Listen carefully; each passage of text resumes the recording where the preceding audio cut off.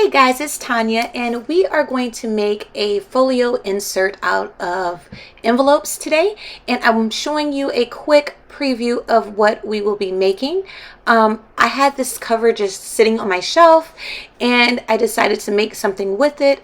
I have a tutorial on how to make a wrap cover journal. I will definitely link that in the cards and down below, hopefully. So I'm just giving you a quick preview of what it will look like when you attach it to your journal. And yeah, I hope you guys enjoy the tutorial, and I hope that it gives you guys some inspiration. Have fun, guys. Okay guys, so I am using Pen and Gear envelopes, and I'm using the A9 size, and I got them in white, and I got these from Walmart. And then I am using the A6 size for this folio. And then I am going to be using my digitals. I'm using memories, and I am going to be using my Back in the Day and Aloha's Flourish. So those are the digitals that I am going to be using for this. Okay, so now I am going to take the biggest envelope, and I'm just trying to decide what side I want it to flap open, but in the end I decided not to make it flap open, so it's okay. So I am scoring. This is just in case you wanted to have it in, in your journal. So I am scoring. I'm going to score a half an inch. So I'm measuring a half an inch away from the crease. And then I'm going to take it to my scoreboard, and I'm going to score lines all the way up to that. You'll see what I'm talking about. So I am just putting it up to my scoreboard, and I am putting it at the half inch mark, and I am going to put the natural score that they made that comes with the envelope at the 2, and I am just going to make my little lines there. And that gives you enough space, like if you wanted to add it on a page, because essentially that's what this is. It's a journal. It's a folio for your journals. So if you wanted to add it on a page, that gives you more than enough space to put something in between there, so it won't be so bulky. And then what I'm going to do is I'm going to start adding my other envelopes to it. So I'm just making sure my creases are good and I have a good crease. Okay, so now I am going to start adding my envelopes, and y'all, I'm just having fun. I'm just putting the envelopes kind of how I want them situated, and I really don't have a plan. Right now I am just overlapping them. That's all I'm doing. So you can do yours however you want. This is just how I came up with what I wanted. So I know I wanted one to overlap, and then another one to overlap, and then the other ones to overlap. So that is what I am going to do. And you see me just playing with it right now. And then I decided to take 2 more envelopes, and I'm going to put them as a flap, so that one flaps up and one flaps down. So essentially it's like I don't know, it's going to be like a figure 8. That's how I want it to go. Okay, so now I am measuring my gussets. So the 2 flaps are going to be, they're going to have a 7 1/16, almost a half an inch gusset. So I'm just marking that so I'll know where to score. And I'm doing both of them at the same time because I will forget.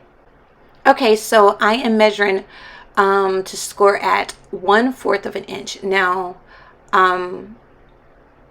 so it's 1/4 of an inch between the original score. I scored 1/4 of an inch away from that. Now I'm going to score 1/8 of an inch away from it again on the other one.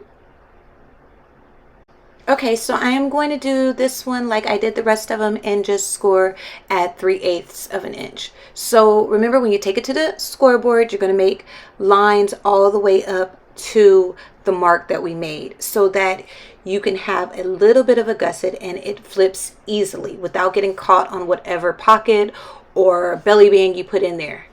And so now what I'm doing is I am just taking my envelopes and I am just going to eyeball it. You guys know me. I am going to eyeball it to see where I need to cut. And that is where I'm going to make my cut line so that everything can fold nicely. So I'm going to cut off, I guess that's maybe a half an inch or an inch of the envelope maybe on either side so that it will fold and meet up to the big envelope. I hope I'm making sense, guys. So, but if not, you guys can always just see what I'm doing.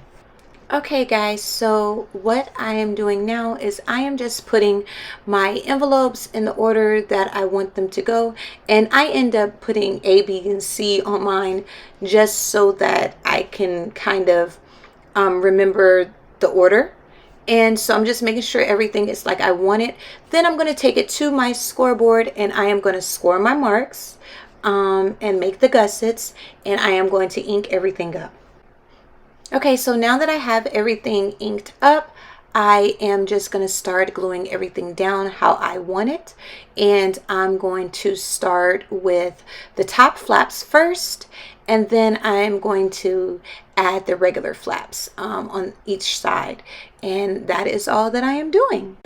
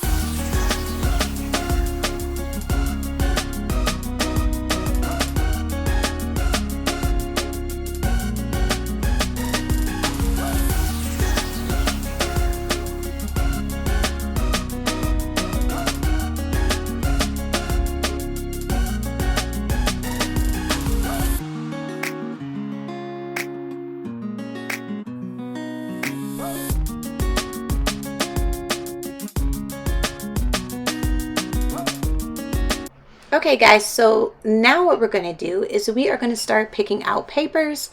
I'm trying to decide which papers I want on the front flaps, so I went with the green. That's my favorite color, so I went with the green and tried to mix the patterns up as much as I could. And then on the inside, I'm just going to do a plain pattern. I thought that worked really well with it. And as I was doing this, I realized that I can use my other envelopes, the smaller envelopes, you know, the standard envelope, for pockets. So that is what I am doing. I am going to go in and I'm going to measure the envelopes to my other envelope. That's not confusing, right? So I'm going to measure it to my other envelope and I am just going to make pockets out of them. I am not going to open them up. I'm going to seal everything shut, so it will be just like I'm working with cardstock.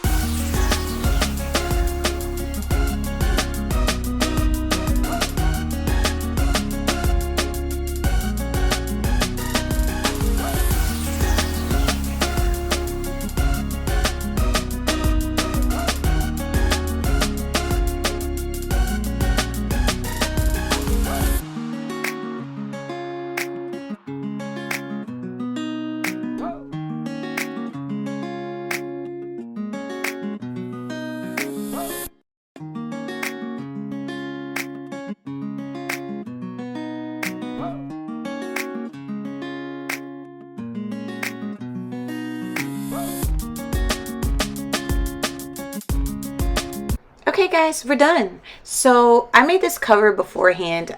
It's just been sitting on my shelf. So what I'm gonna do, and I have a tutorial for this wrap journal cover, and I will link it above.